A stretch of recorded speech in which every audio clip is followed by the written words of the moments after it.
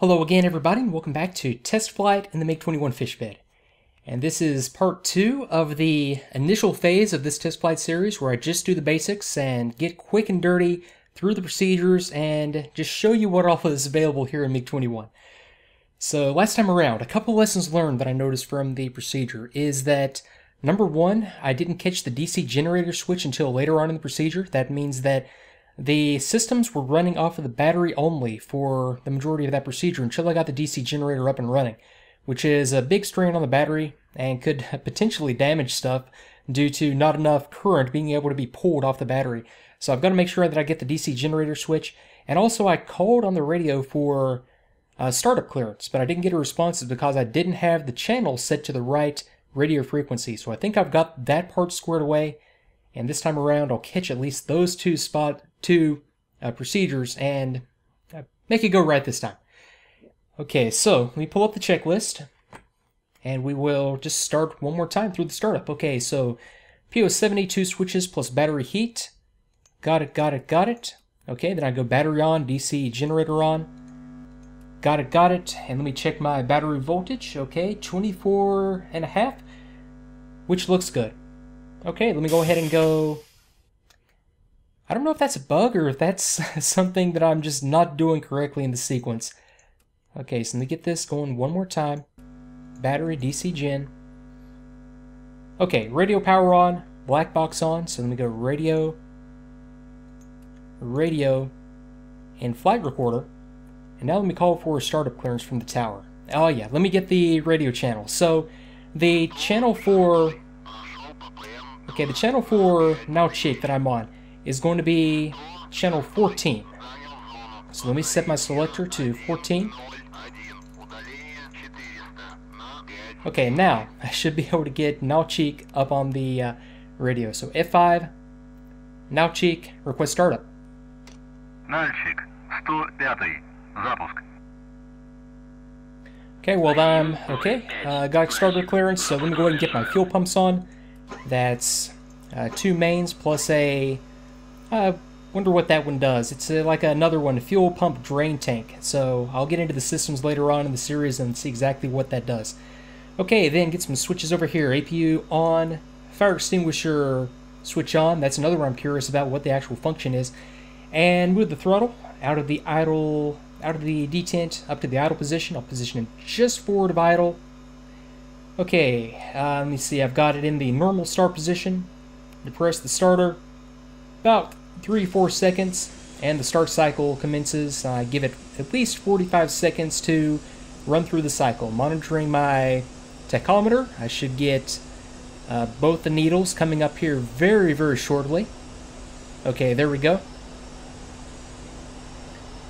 And then I start to run some of the instruments up. So at this point, I am still just running off the battery until the engine spools up enough that the DC generator kicks in, and that'll take the load off the battery at that point.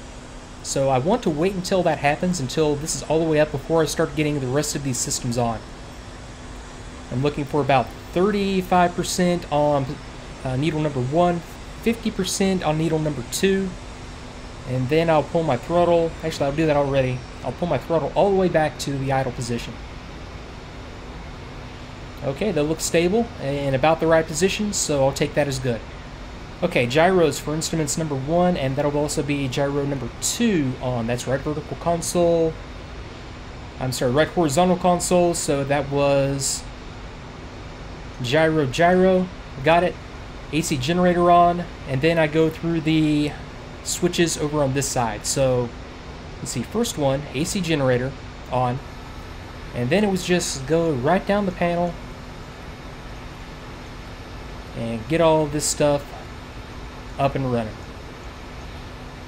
Okay, and I'll come back and make sure that I caught all those. Okay, so that was navigation system, radio altimeter marker, automatic radio compass, HSI, autopilot pitch, trimmer, hydraulic pumps, nose cone, RWR, SOD. Did I get the RWR? Was that one of those switches?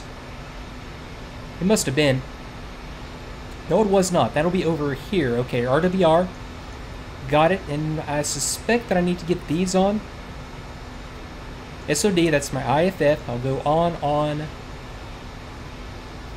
Type 81, I'll go on you as well. Okay, and this has 3 positions, 1, 2, and 3. I'll scope out what that means in phase 2 of test flight. And I'll just leave that as is for now.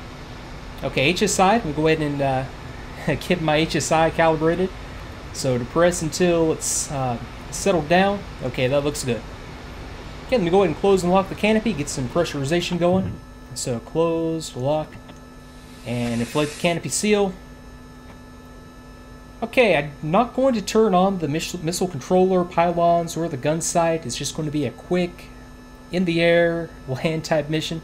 So I can safely leave those off, and then, let me see, what are you? ZRSO IFF on, that was on the right vertical console, number 35. I already got that one, that was one of these switches up here.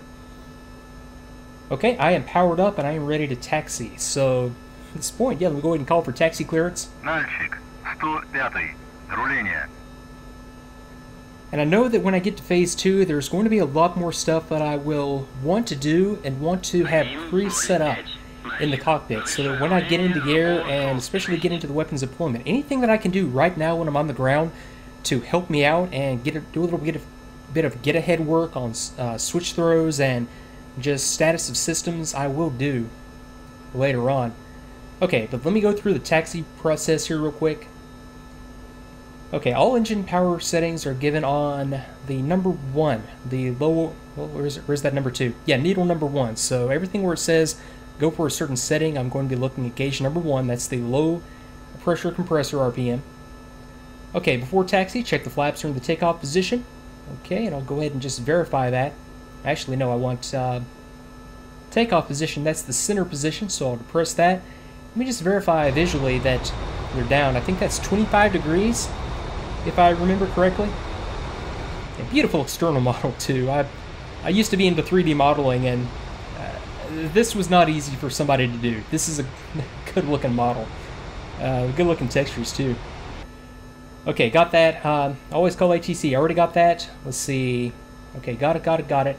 Place the rudder in the neutral position, press the brakes, and check for braking pressure at least 8 kp per square centimeter. KP, that's like a PSI, a pressure reading. I think it's Pascal. Isn't that the metric pressure thingamajig? Okay, but anyway.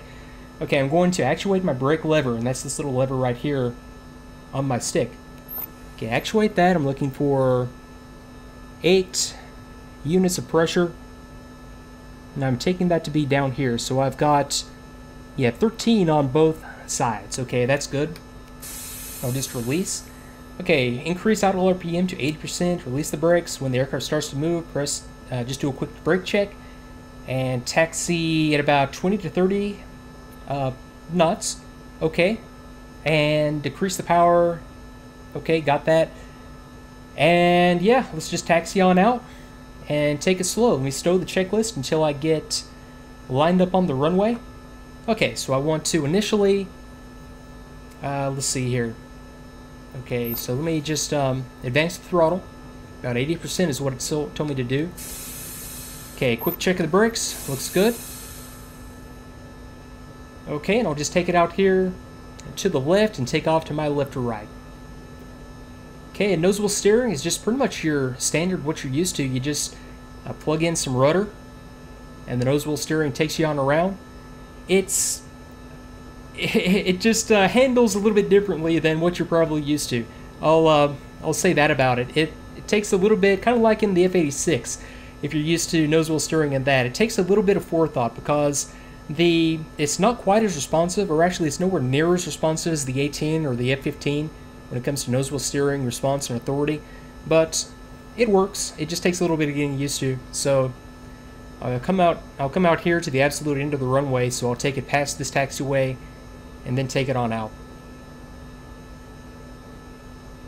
Yeah, my overall impression of just the overall feel and the handling of the aircraft is that this is going to be a lot of fun.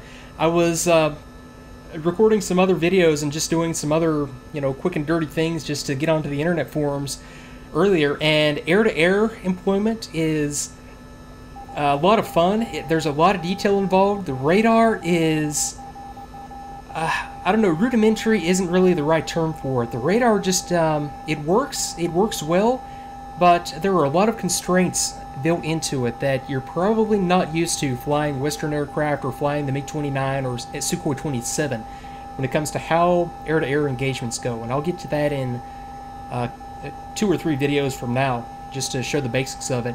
Air-to-ground employment is a lot of fun, but again, it takes some getting used to. A lot of it being that the aircraft itself is not really set up as an air-to-ground platform, although it can be effectively used in that role. It's a very, very light delta wing fighter, so dive bombing in particular can be a little bit hairy. It doesn't like to pull out of dives very well, and it's going to be interesting to see how much damage it can take once I get it into a situation where I'm starting to take some ground fire. You can see my RWR start to light up. I've got something transmitting in back of me. Let me just kind of plug in some brakes here and come up on the turn and get lined up on the runway. Braking, incidentally, it's not done with the, well, it is done with the rudders. Like, say I wanted to input some right brake, I would press and hold the brake lever on the stick, and then I can get differential braking by plugging in either left or right rudder. So that gives me a little bit more fine control. It's hard to really finesse that and make that work. I mean, that's something you would only use if you really need to turn it hard, like I am right now. So brakes, then use differential braking to kind of bring it on around, and then release it, and continue just using the regular nose wheel steering to bring it on around. It takes some getting used to, but it is functional, and it works exactly like I would picture a MiG-21 working. Okay, so I'm just going to line it up out here. I don't have to be too precise on this. Let me just kind of get it lined up more or less on the runway, center line. Let it roll forward so that my nose wheel aligns, which is a little bit easier said than done, as you'll see. Okay, now engage the brakes. I'm just going to hold here and run through the takeoff description. Okay, hold position and lineup. Sometimes ATC will stop you near the active. Okay, let me just kind of get to the chase here. Okay, check if the canopy is locked and sealed, and I'm going to release the brake. That's kind of annoying, but okay, canopy locked, pressurized. Okay, that's good to go. I'm not going to do any kind of navigation. I'll get to that during phase 2. Okay, clear for lineup, taxi to position, stop. Okay, got it. Increase to 100% RPM. Wait for the EGT to reach 600 degrees Celsius or centigrade. Same thing for our purposes. While EGT rises, check engine oil pressure. Should be at least 3 kp per square centimeter, and no caution or no light on. And hydraulic pressure is 170 kp per square centimeter, and no warning lights on. So I'm going to be looking at RPM. This is EGT. This is hydraulic pressure, and oil pressure is going to be, wait for it, somewhere here. I'll scope that out later. That's, well, actually, no, I need to scope that out now. Let me go to the manual real quick and spot my oil pressure. I'll be right back. Okay, got it. Didn't even need to go to the manual. It's right down here. That's, I believe, oil pressure. Don't trust me on that at this point. This is literally my first time taxiing and taking off. I've been running through the training mission real quick. So that's above 3. So all of my... Okay, let me go ahead and engage the brakes, run it up to 100% RPM, and then I'll make a good check of these indications. Okay, so 100% RPM. I don't want the afterburner just yet. And I missed something here, didn't I? Let me pull it back to idle. I was supposed to have engaged my nose wheel brake. So let me put that to the horizontal position. I must have missed that as a step here. I'm sure I did. Okay, but nose wheel brake is engaged. Okay, now, throttle, 100% RPM. Don't engage the afterburner just yet. I'm waiting for EGT above 600. Okay, that's good. And, okay, good hydraulic pressure, good oil pressure. Okay, now reading ahead to...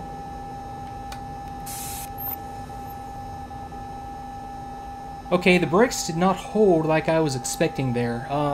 Maybe I need to go just to a little bit below 100%. Okay, let me do this at about 90%. Maybe I had the afterburner engaged. That could have been it. I'll hold it at 90 just for now and call that good and come back to that in the next video or in the next series. Okay, takeoff run. When the temperature reaches 600 Celsius, engage afterburner. And okay, I'll cut to when the speed reaches 250 kph. Raise the aircraft nose to an angle of 45 degrees and take off at around 300 to 360. So okay, so nose up, 250. Fully fly it off the runway. I think it's going to fly itself off the runway actually at 350 to 360. And I read somewhere else, not here, that a good indication of the proper takeoff attitude is to put the probe in line with the horizon. So I'll give that a shot just as a gauge for that initial 4 to 5 degree pitch angle. Okay, the rest of that is, let's see, the rest is pretty much straightforward. And let's see here, gear up above 10 meters AGL, flaps up above 100 meters, and burner off at 600 meters, okay? And then I'll get into the climb. So let me go ahead and start the checklist and run through this. I've got my brakes held, so I'm going to run up to full power, release the brakes, and it was, let me go to the, numbers again. 250, I'll just go for 250, 370. Okay, got it. Okay, brakes release. I'm just going to maintain track down the center line. Okay, afterburner. Okay, 100, 150, 200, 250. Rotate to 4 to 5 degrees. That's a pretty significant back on the stick. Okay, right about there. I'm just going to hold as best I can that attitude. Okay, 400. Okay, airborne. And there we go. Let's go gear up. I need to unlock it using that, and then gear up. Okay, 500. Let me go flaps up. Pull it out of burner, 600. Okay, got it. Okay, so yeah, just getting a feel for that rotation on the takeoff is going to take a little bit of time. That was very, very manageable. Actually, way more manageable than I thought it would be. So, okay, so 550 knots. I'm just going to take it around here. I need to set my trim up. You only get trim in the horizontal axis using this switch right here on the stick, and I have that mapped to my normal trim switch on my joystick. But what I'm going to do is put a break in the video right here and continue to fly it around, set up for a landing pattern, and get the aircraft on the ground, taxi it back, and shut it down. So, yeah, thanks again for watching. I will see you next time.